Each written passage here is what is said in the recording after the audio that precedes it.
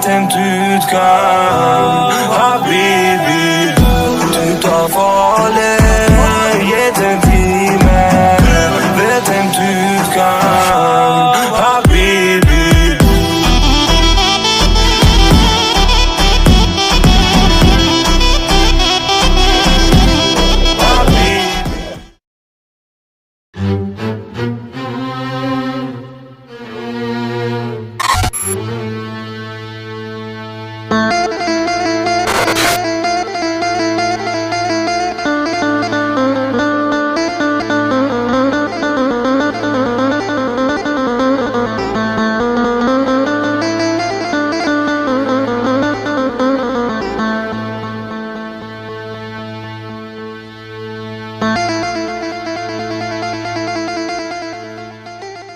Bismillahirrahmanirrahim.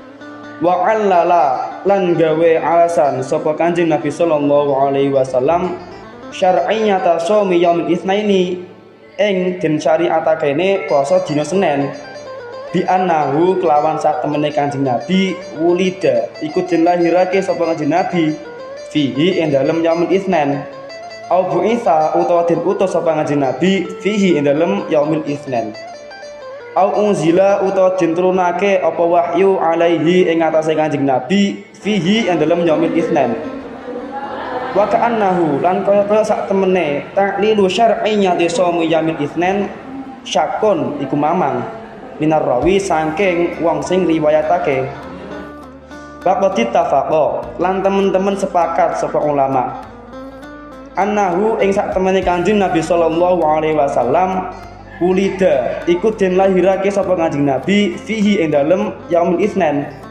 wa bu'itsa lan den utus sapa Kanjeng Nabi fihi ing dalem yaumil itsnain wa fihi lan iku tetep ing dalem ta'lilu syar'iyyati shaumi yaumil itsnain dalalatun utawi pertondo ala annahu ing sak temene kelakuan yang bagi sayukjo apa ta'zimul yaumi apa ngedungake dina Senin alladzi hiya dina ahdatsa kang nyiptakake sapa Allah fihi ing dalem alladzi ala abdihi ing atase kaulane Allah nyiptakake nikmatan ing nikmat bisaumihi kelawan poso dina Senin wa taqarrubi lan peparek fihi ing dalem Allah.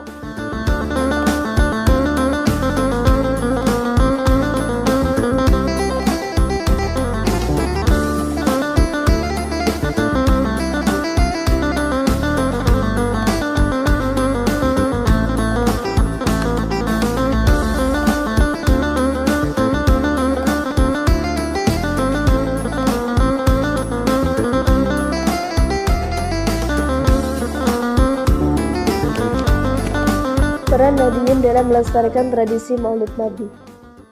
Sebagai negara dengan penduduk Islam terbanyak di dunia, Indonesia memiliki cerita tersendiri mengenai organisasi Islam yang berkembang di Indonesia, termasuk dengan hadirnya organisasi Nahdlatul Ulama sebagai organisasi Islam terbesar di dunia. NU memiliki anggota sekitar 40 juta orang pada tahun 2013 dan mencapai 108 juta anggota pada tahun 2018. Sehingga mampu menjadikannya sebagai organisasi Islam terbesar di dunia. Nahdlatul Ulama memiliki sejarah panjang dan pengaruh besar dalam penganut Islam di tanah air.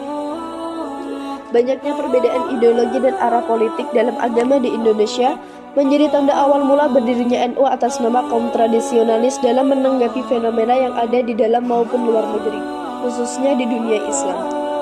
Setiap organisasi tidak lahir tanpa sebab. Organisasi Islam yang berdiri sejak 31 Januari 1926 ini juga ikut andil dalam membela dan mempertahankan kemerdekaan Indonesia dari penjajah. Bahkan, banyak tokoh-tokoh NU yang menjadi pahlawan nasional. Mereka sangat berjasa bagi bangsa ini, bukan hanya mementingkan urusan dirinya dengan Tuhan, tetapi juga berjuang untuk bangsa Indonesia. Sekitar tahun 1924, Kiai Haji Abdul Wahab Hasbullah menggagas pendirian Jam'iyah yang disampaikan langsung kepada Kiai Haji Hasyim Asy'ari. Tujuannya untuk meminta persetujuan darinya. Tetapi Kiai Haji Hasyim Asy'ari tidak langsung menyetujui permintaan tersebut. Dalam menentukan suatu keputusan, Kiai Haji Hasyim Asy'ari sangat berhati-hati. Sebelum menyetujui permintaan tersebut, Kiai Haji Hasyim Asy'ari melakukan sholat istikharah untuk meminta petunjuk kepada Allah Subhanahu wa Ta'ala. Selain itu, Kiai Haji Hasyim Asy'ari juga mengkaji secara mendalam tentang organisasi yang akan berdiri. Petunjuk istikharah yang dilakukan tidak langsung diterima oleh Kiai Haji Hasyim Asy'ari, melainkan diterima oleh Kiai Haji Khalil Bangkalan yang merupakan guru dari Kiai Haji Hasyim Asy'ari dan juga Kiai Haji Abdul Wahab Hasbullah. Dari petunjuk tersebut, akhirnya organisasi NU resmi berdiri pada tanggal 31 Januari 1926. Lika-liku lahirnya NU tidak banyak bertumpu pada perangkat formal sebagaimana lazimnya pembentukan organisasi lainnya. NU lahir berdasarkan petunjuk Allah Subhanahu wa Ta'ala. Dalam penerapannya, NU memiliki rujukan tersendiri. Dalam berpikir maupun bertindak, organisasi NU merujuk pada Fitrah NU yang terdiri dari Kitab Qanun Asasi dan Kitab I'tiqad Ahlus Sunnah wal Jamaah. Salah satu kitab yang dirumuskan oleh Kiai Haji Hasyim Asy'ari. Suatu penganut paham terkadang memiliki sebutan tersendiri bagi pengikutnya. Nahdliyin adalah sebutan bagi organisasi NU. Warga Nahdliyin memiliki beberapa kegiatan yang dilakukan dalam waktu-waktu tertentu. Salah satu kegiatan yang baru dilakukan beberapa waktu lalu adalah Maulid Nabi. Maulid Nabi merupakan salah satu wujud penghormatan dan pengingat atas kebesaran dan keteladanan Nabi Muhammad dengan berbagai bentuk kegiatan budaya, ritual, dan keagamaan. Meski begitu, sampai saat ini masih ada kontroversi tentang perayaan Maulid Nabi. Sebab ada beberapa tokoh yang menganggap perayaan ini sebagai bid'ah karena tidak dilakukan pada zaman Nabi. Nahdlatul Ulama memiliki 4 faham keagamaan, yaitu tawasud, tasamuh, tawazun, dan amar ma'ruf nahi munkar. Selain dianggap sebagai model berpikir moderat atau wasatiyah dan ikhtiyat atau kehati-hatian dalam bidang ibadah, alasan NU mengikuti Ahlus Sunnah wal Jamaah juga dikarenakan para sahabat Nabi yang perlu diikuti, karena merekalah yang mengetahui dan memahami terhadap semua yang dilakukan oleh Nabi. Oleh karena itu, Nabi mengatakan, "Ma ana alaihil yaum wa ashabihi." Bahkan dalam salah satu hadis disebutkan bahwa para sahabat dijamin masuk surga. Warga Nahdliyin juga memiliki beberapa cara dalam memperingati Maulid Nabi. Maulid Nabi diselenggarakan oleh seluruh kalangan masyarakat, baik kalangan masyarakat atas maupun kalangan masyarakat bawah.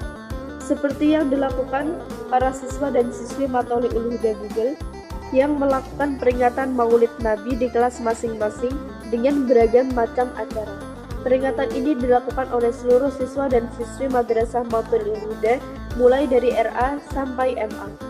Maulid Nabi juga diselenggarakan di dalam kalangan masyarakat Google yang dilakukan di musola, pondok, sampai masjid. Terkadang peringatan dan juga perayaan Maulid Nabi dirayakan dengan acara besar-besaran seperti pengajian akbar pada akhir bulan Rabiul Awal atau Maulud. Puncak acara dari perayaan ini biasanya diisi dengan shalawat yang diiringi rebana, kemudian ditutup dengan pelepasan lampion-lampion.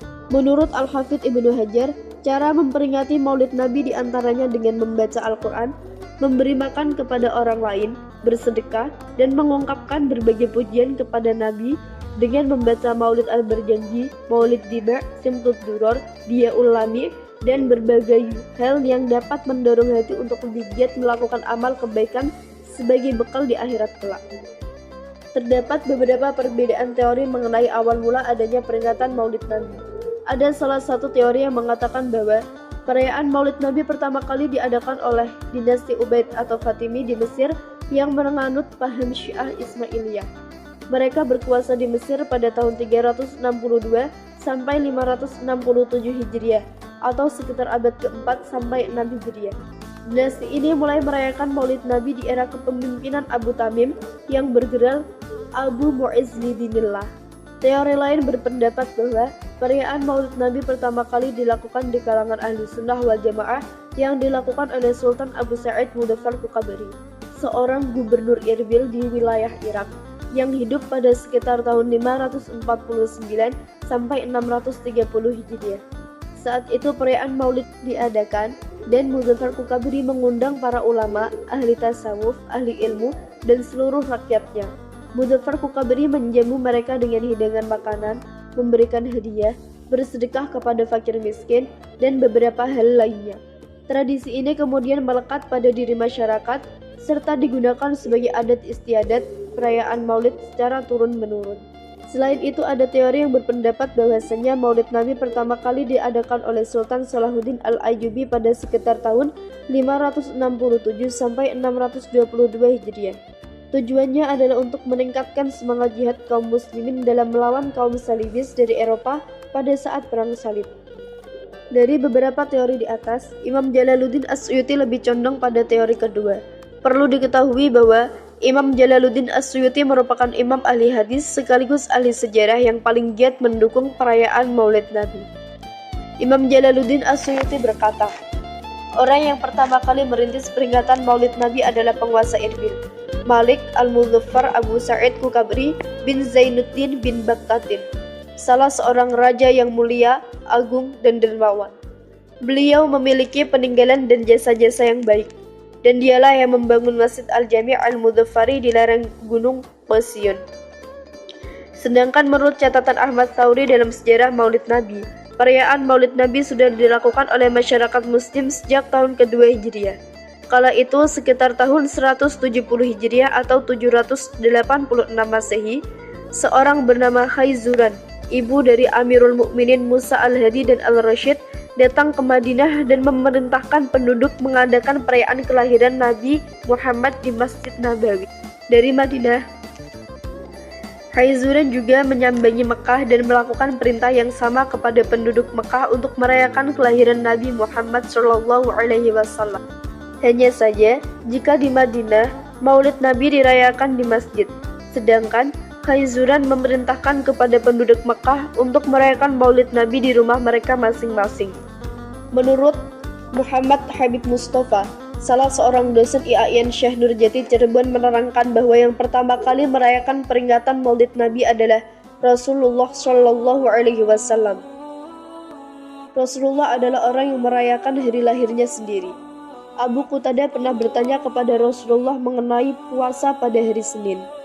Kemudian Rasulullah menjawab bahwa hari Senin adalah hari kelahiran Rasulullah, sehingga beliau berpuasa pada hari Senin untuk memperingati hari kelahirannya. Dari beberapa penjelasan di atas, dapat disimpulkan bahwa tradisi peringatan Maulid Nabi memang sudah ada sejak zaman dulu. Meski ada sebagian ulama yang melarangnya sebab dianggap bid'ah, namun tidak sedikit pula yang membolehkannya. Salah satu hal yang menjadi alasan adanya peringatan Maulid Nabi adalah agar umat manusia tidak lupa atas perjuangan Nabi dalam menegakkan agama Islam.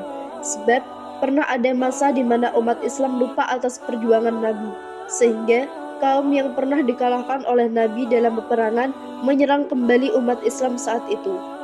Ustadz Adi berkata, karena lupa inilah keadaan umat Islam menjadi lemah pada saat itu. Lupa dengan nabinya, lupa dengan tuntunannya. Hal ini menjadi alasan mengapa perayaan Maulid Nabi menjadi salah satu hal penting bagi umat Islam. Dengan adanya Maulid Nabi Shallallahu Alaihi Wasallam mengajarkan kita pentingnya mengembangkan visi integrasi konstruktif dan produktif dengan menomorsatukan tujuan, kepentingan, dan kemaslahatan nasional. Visi integrasi konstruktif ini harus menjadi komitmen bersama dan prioritas utama bagi para pemimpin bangsa agar NKRI tetap damai, bersatu, bersaudara, dan bersinergi demi masa depan bangsa yang berdaulat, hebat, dan bermartabat. Keadilan hukum dan konstitusi ditegakkan kepada semua umat Islam tanpa diskriminasi, sehingga menjadikannya sebagai baldatun thayyibatun wa rabbun ghafur, kota berperadaban yang tercerahkan, berkemajuan, berkemakmuran, berkeadilan, berkesejahteraan, dan bahagia lahir batin. Kita sebagai warga NU atau Nahdiyin harus ikut melestarikan tradisi Maulid Nabi Muhammad Shallallahu Alaihi Wasallam agar amalia NU tidak diserang paham Wahabi, dan kita sebagai warga Nahdiyin dapat membungkam paham Wahabi yang menganggap Maulid Nabi sebagai fenomena bid'ah. Selain itu, ada riwayat hadis yang mengatakan, wa'an Abi Mas'udin anna Rasulullah Shallallahu Alaihi Wasallam qala aulan nasi biyaumil qiyamati aktsaruhum alayya sholatan, rawahu at-Tirmidzi. Artinya, manusia yang paling berhak bersamaku pada hari kiamat ialah yang paling banyak membaca sholawat kepadaku. Hadis riwayat at-Tirmidzi.